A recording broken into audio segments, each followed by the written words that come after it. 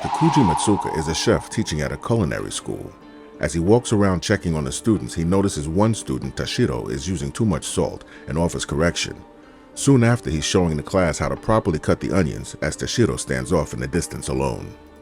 Toshido is frantically cutting the onions improperly. Matsuka sees this and tells him that he should not cut the onions too fine. When he asks why, Matsuka says that they will release too much water. As he walks away, Toshido begins frantically cutting again. A little time passes and Toshido is cooking the onions and burning them while staring off into the distance. Matsuka tries to get his attention and says they're a bit overdone, but that's okay. Toshido asks if he can hear the chime sound. It's like a scream, but not human. He said he can't say for sure, but the chime is a message for him. He asks Matsuka again, can you hear it? He says no and tells him to carry on cooking. That's when Toshido gets angry and says he's not here to cook, he just wanted a distraction, and he said he wrote it on the application form and you read it.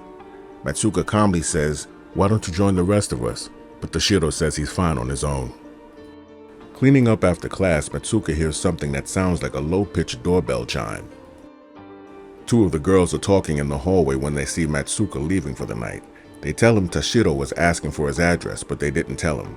They think he's strange, but Matsuka says he's a little weird, but he's okay. Leaving the facility, Matsuoka feels compelled to look around the back of the building. A train passes and we are then taken to a small diner where Matsuoka is interviewing for a head chef position. The interviewer seems impressed with his qualifications. He asks if he's hired, will he continue teaching? Matsuoka says he'll give it up, but the interviewer says on your last interview you said you took pride in that work. But the chef says, I don't know why I said that. I don't know what possessed me. The next day in class, the teacher is demonstrating how to score the bread to enable the gases to escape. As the students retreat to their respective cooking stations, Toshido has been standing alone in the back of the class. He goes to his table and starts methodically stabbing the bread. Matsuoka says, don't stab it, cut gently. Toshido gives him a long look and says, did you know half of my brain has been replaced and there's a machine there now to control me? And it responds to the chime. But the other half is still the same, so I still have a rational mind. Matsuoka walks away and Toshido says, you don't believe me, and advances toward the teacher. He tells him, I'll show you the machine, I'll take it out. Toshido picks up a knife and sticks it through his neck as the class watches in horror.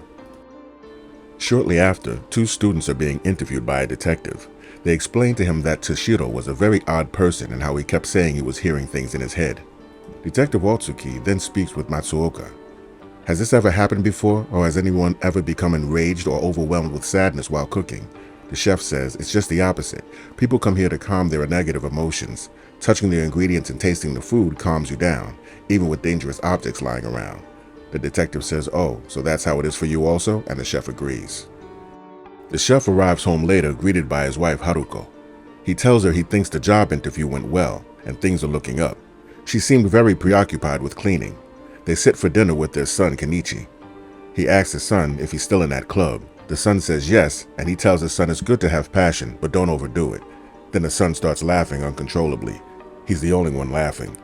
Suddenly his wife, without finishing her food, jumps up to do more cleaning and takes the bag of cans that need to be recycled outside. You can hear the cans loudly rustling as they eat.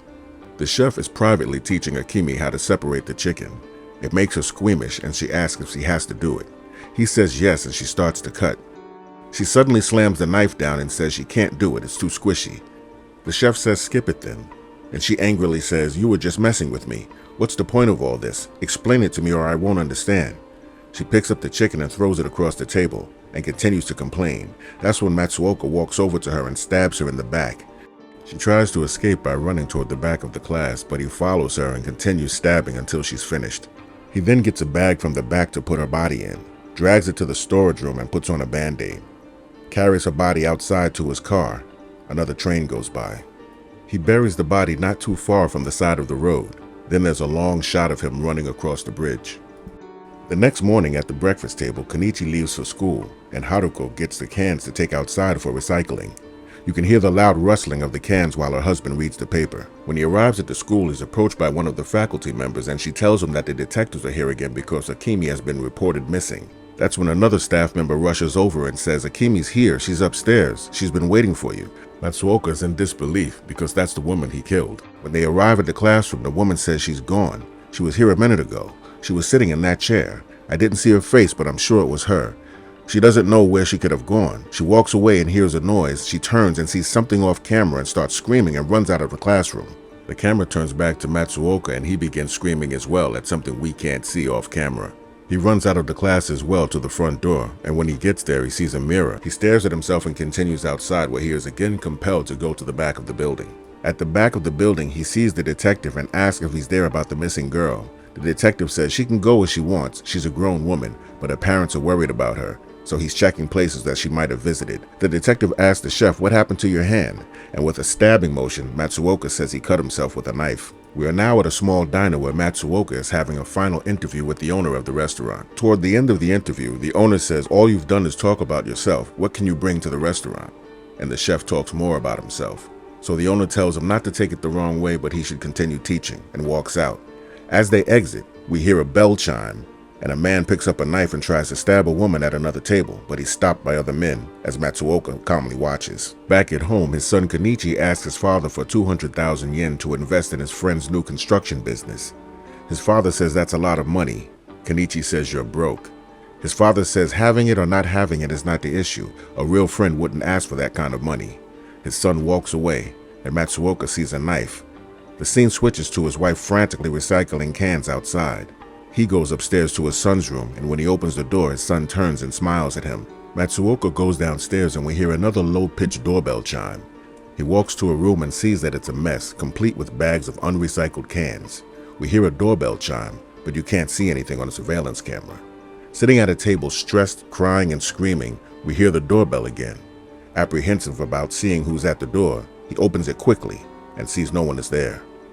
He walks to the middle of the street, looks around for a while, then goes back in the house. The door closes and the movie ends.